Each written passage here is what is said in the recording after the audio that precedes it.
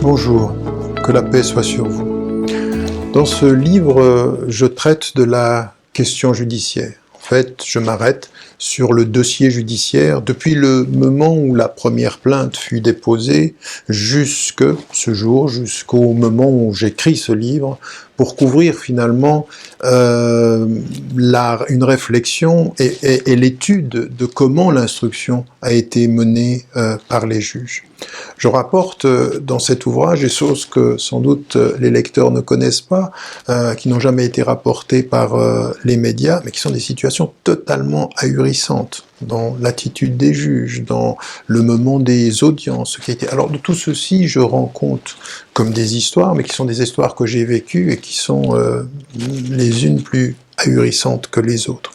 Ce qu'il y a aussi dans ce texte, c'est au-delà de la façon dont l'instruction a été menée, c'est que je pose la question de savoir, mais au bout du compte, pourquoi les juges ignorent-ils les conclusions de la brigade criminelle? La brigade criminelle qui arrive à mettre en évidence le mensonge des plaignantes, et les juges qui n'en tiennent pas compte, comme si ceux qu'ils avaient mandatés pour faire des recherches leur proposaient des conclusions qui ne correspondaient pas à leurs attentes. Donc je fais le compte de tout ceci, j'en parle, le lecteur trouvera de ce point de vue-là un certain nombre de réflexions et des faits très très concrets sur la façon dont les choses ont été menées.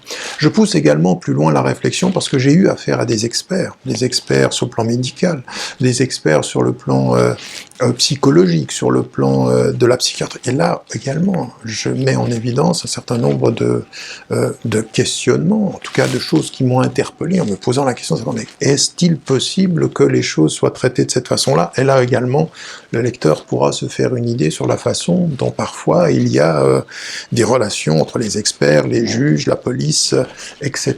Et puis, évidemment, eh bien, je m'arrête sur le secret de l'instruction qui n'a jamais été respecté. Aussitôt qu'une chose se passait, elle était déjà dans les médias. Et donc, également, une réflexion sur qu'est-ce que la présomption d'innocence aujourd'hui et qu'est-ce que c'est que le secret de l'instruction.